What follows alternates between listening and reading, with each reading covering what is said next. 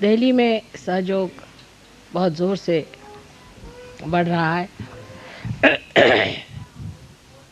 और जब कोई चीज़ बढ़ने लग जाती है तो याद रखना चाहिए कि उसका फैलाव ज़्यादा होते वक्त उसकी जो सबसे कीमती चीज़ है उसकी क्वालिटी वो गिरनी नहीं चाहिए। अगर उसकी क्वालिटी गिर जाए तो ऐसे फैलाव से कुछ फ़ायदा नहीं होने वाला। इसलिए सहयोगियों की क्वालिटी भी अच्छी रहनी चाहिए। अब आपसे एक बात निवेदन करना है कि आपके माने आपको जो परमात्मा से मांगी हुई 3 चीज़ें होती हैं वो तो दे ही दी। एक तो होता है सालोक्य,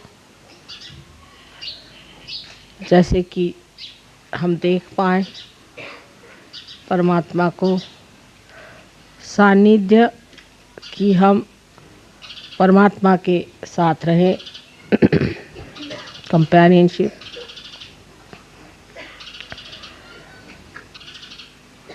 और सामीप्य माने हम परमात्मा के पास रहें। 3 चीज़ तो आपने प्राप्त की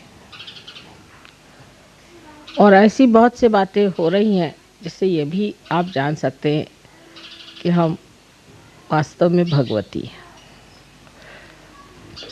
अभी एक फ़ोटो आया हुआ है फ्रांस से, इसमें आप देख सकते हैं कि मेरे हृदय के ऊपर इतना बड़ा प्रकाश समुद्र के किनारे खड़े हुए।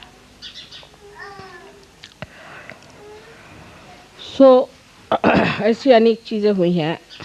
आकाश में बादलों पर भी मेरे फ़ोटो आए हैं। तरह तरह से चीज़ों से आप ये सिद्ध कर सकते हैं।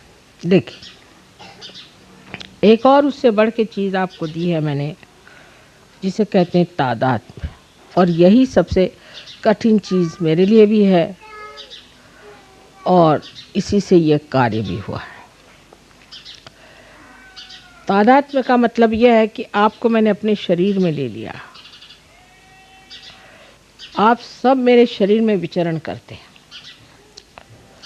इसीलिए जैसे ही आप मुझे याद करते हैं वैसे कार्य सिद्ध होता है, सबको फ़ायदा होता है। जैसे ही आप मुझे याद करते हैं सारे मेरे शरीर में खबर पहुंच जाती है कि इसको ज़रूरत है। जैसे कि यहाँ उंगली में कहीं अगर चोट ज़रा सी लगी या यहाँ ज़रा सी सुई भी आप लगा दें उंगली में तो सारा शरीर दौड़ेगा कि हाथ को बचा लें। तो सारे भगवान के जितने भी गण हैं, देवदूत हैं, सब आपके लिए दौड़ते हैं कि आपकी रक्षा हो जाए, आपको सुख मिले। आपने जो माना है, मांगा है, वो सब पूरा हो जाए। लेकिन जब आप में कोई दोष हो जाता है तो वो दोष मुझे झेलना पड़ता है। पहले मेरी कभी भी तबीयत ख़राब नहीं होती थी, लेकिन आजकल कुछ ज़रा ख़राब होने लग गई है क्योंकि सहयोग फैल रहा है और जब फैलता है तो अपने साथ कुछ कचरा भी इकट्ठा कर लेता है। जैसे कल काफ़ी तबीयत ख़राब गई, इसलिए मैंने धर्म पे इतनी लंबी चौड़ी वार्ता की। इसका मतलब कि सहज धर्म जो है उसको अभी तक हमने समझा नहीं, सहज धर्म में हम आए नहीं। अब सहज धर्म क्या है कि हमारे पास एक विशेष वस्तु है, वो है चैतन्य को जानना। हम चैतन्य को जान सकते हैं, हम पहचान सकते हैं कि चैतन्य क्या है और क्या कह रहा है।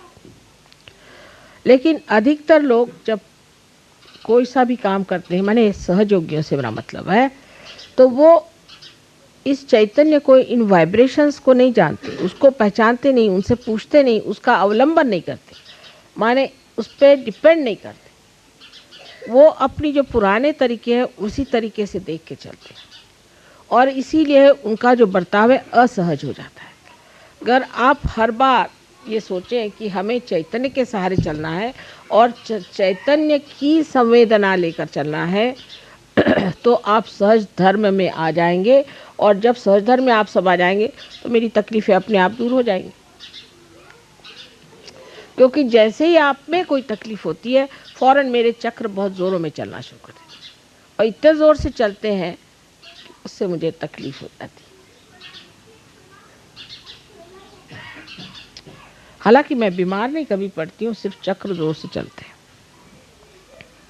और वो बेकार, क्योंकि आपको तो उसका अंदाज भी नहीं लगता, आप तो जानते भी नहीं, कभी कभी आपको उसका लाभ भी नहीं हो सकता। क्योंकि मन से, हृदय से, बुद्धि से, हर तरह से आपको सोचते रहना चाहिए, सतर्क रहना चाहिए कि क्या मैं सहज धर्म में हूँ या नहीं। अब सहज धर्म में मनुष्य जो है वो किसी चीज़ से कॉम्प्रोमाइज़ नहीं कर सकता, क्योंकि अब मैं सहज धर्मी हो गया। आप कोशिश करें कॉम्प्रोमाइज़ करने का, आपको तकलीफ होगी और मुझे भी तकलीफ होगी। अब हम क्या करें माँ, इसमें तो करना ही पड़ता है कॉम्प्रोमाइज़, तो मुझे को सहना ही पड़ेगा, मैं भी क्या करूँ।